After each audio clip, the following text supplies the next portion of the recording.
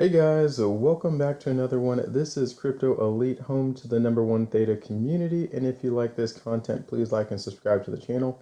And you can find me on Theta TV as well. All right, if you notice on that first page, there is a huge difference here. Theta Mainnet 4.0, it is here. The Theta METACHAIN, Theta Mainnet 4.0. So in today's video, I am going to go over what the differences are, and actually I'm going to split this up into multiple videos just because there's so many high quality differences and changes going on. So if we check it out, there is a white paper that just came out a couple days ago, the Theta Mainnet 4.0, and I know a lot of people aren't reporting this, so I definitely want to let everyone know what some of the differences are and what Theta is bringing to the future of Web3. So starting here with the vision for the Web3 businesses, there's a lot of differences, and they kind of go over the difference between, the internet and pre-internet time frame, and they compare that to, the Web3 versus pre-Web3, or the internet time frame, which we kind of are in right now, and moving towards that Web3 technology. So the main things they say is just like the advent of the internet in the late 1990s, it revolutionized everything, how we communicate, how we interact. There's brand new online models, and it just displaced a bunch of different businesses. The case in point that they bring up is Blockbuster, and we all are very familiar with the Blockbuster story, so I won't go over it too much. But the Blockbuster and Netflix story, how Netflix came out, it just started this video on demand service and then just basically took over, and Blockbuster was way too late to, change their business model. So that is kind of what's happening right now. Web3 tools and technology today are much like the internet in the early 2000s, is what they say. And by doing so, content creators and creators themselves can make a much larger profit, as well as businesses can maintain their profits as well. So this is the vision for Theta's upcoming Mainnet 4.0 to enable Web3 businesses in media entertainment and the metaverse to scale to 10x today's platforms. And they go on to talk about the Theta network, which we are familiar with. There are some grade A partners: Google, Sony, Samsung, CAA, Binance, etc. There are a lot of partners with the Theta blockchain. And Theta Mainnet 4.0 is to launch in the testnet in October 1st of 2022, so a couple quarters away. And then the target general release is December 1st of 2022. So this is the part that I did want to talk about in today's video, is the media and entertainment segment. They say it is ripe for disruption, and this is something that they've been saying from the start. And they go on to break down how they are going to disrupt it.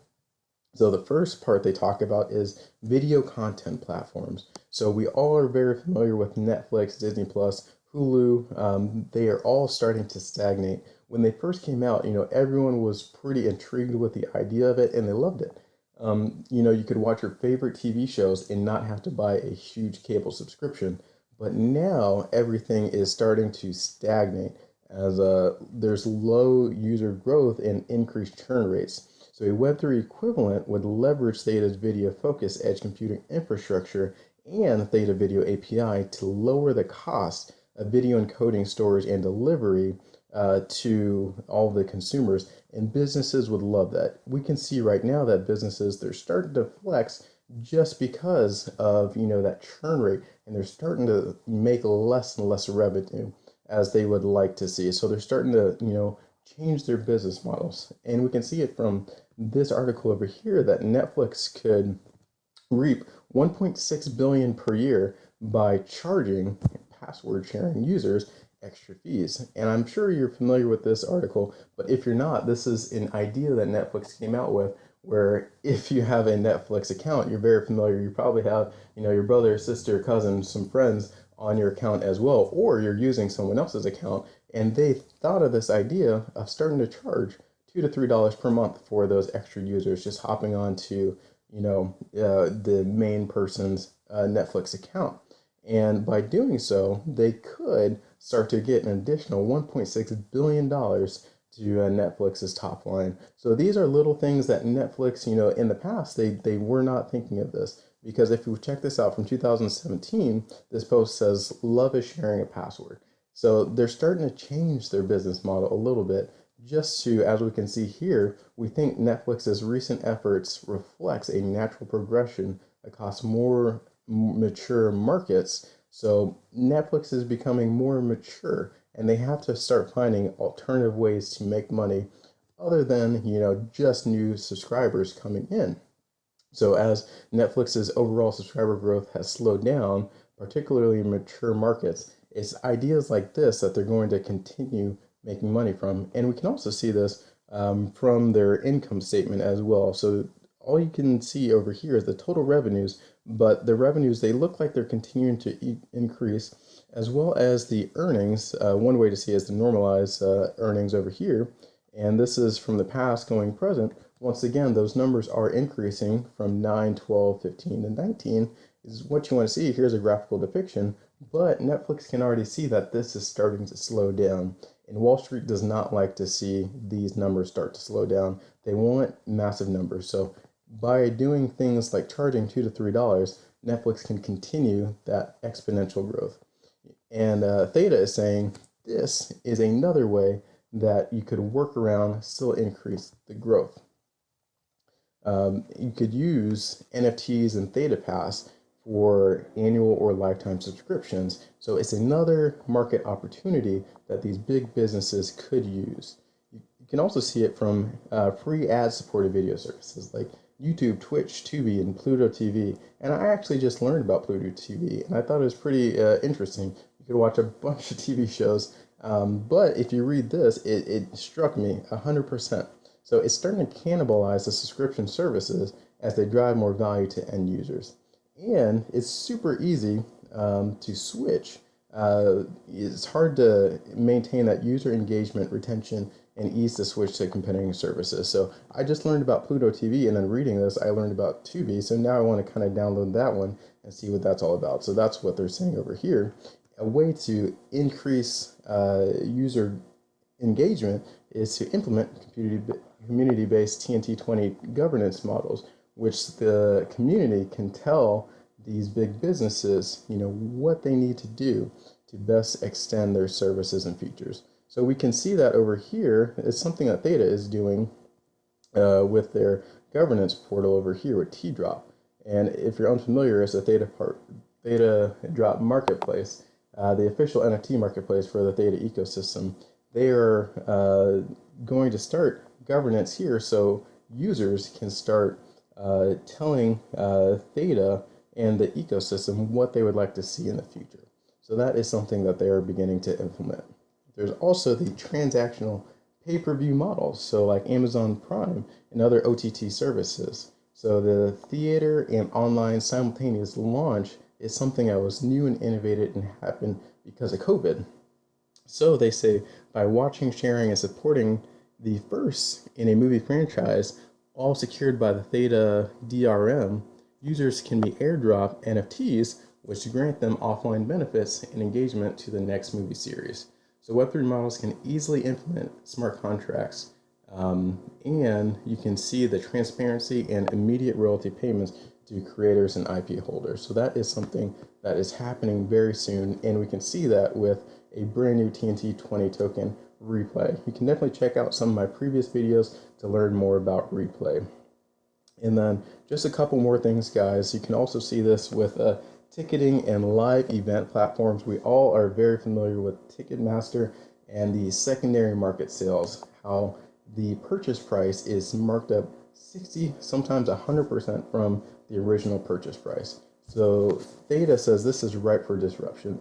So digital tickets with Theta NFTs and Theta Pass can be traced, tracked, and transparent. So original IP holders can now be compensated for a portion of each secondary ticket sold, all tracked and seamlessly implemented via smart contract on the Theta blockchain, and fraudulent middlemen are cut out. And we are all very familiar with Ticketmaster. We love and hate it because it's the only way to see, concerts and live events. But all of the miscellaneous fees that are added, it pretty much doubles that sticker price that you see when you first select one of these events. So that is something that is ripe for disruption. And I know not only Theta, but many other blockchains are looking to disrupt it as well. So the movie studios and production houses I'll touch on this a little bit. Fractional ownership. Theta TNT20 tokens can be sold at early stages of the project to raise funds for production. So this can be seen if there was a huge company that wanted to, chip in to help one of the Spider-Man movies. If they just paid like 5% of the production costs and in turn would get 5% of the revenue, could you imagine a company that would have just chipped in 5% of whatever it costs to make Spider-Man No Way Home, and then they would have made 5% of this entire bucket right there. So that is something that is also a very, very good idea. And then you can support local sports teams. And I know there's other cryptos on this current subject, but a next-gen Web3 business model for sports teams could incorporate team fan tokens. So essentially that would give you governance and allow you to vote on various stadium, team business decisions, like logos, jerseys, pricing, and so on and so forth. I won't touch on that too much because there is a crypto specifically for this one, but that is another idea that Theta came out with. And then content and website hosting services like Amazon, Google, GoDaddy. These guys are a Web3 distributed content hosting service, could be 3 to 5 times more effective by leveraging Theta's global edge network and edge store capabilities. So this enables new pricing models that can accommodate for peak traffic and leverage underutilized resources from major telecom operators and network providers. And then the last thing that Theta goes on to mention is emerging metaverse platforms. So like Decentraland, Sandbox, the future metaverse platforms will be largely driven by social interactions powered by video, audio, and other rich media formats, of course, which can all be stored and utilize the Theta video API and Theta technology. So we can see that here with Decentral Games, and it is something they've done in the past. So a partnership with Decentral Games, you will able to watch the live feed of our exclusive events such as poker tournaments and live music concerts. So there's a lot going on there, and guys, this is just touching the surface. I will come out with more follow-up videos to, as you can see here, there's a lot more in this white paper for the Theta Mainnet 4.0. If you guys have any questions, let me know in the comment section below, and I'll see you on the next one.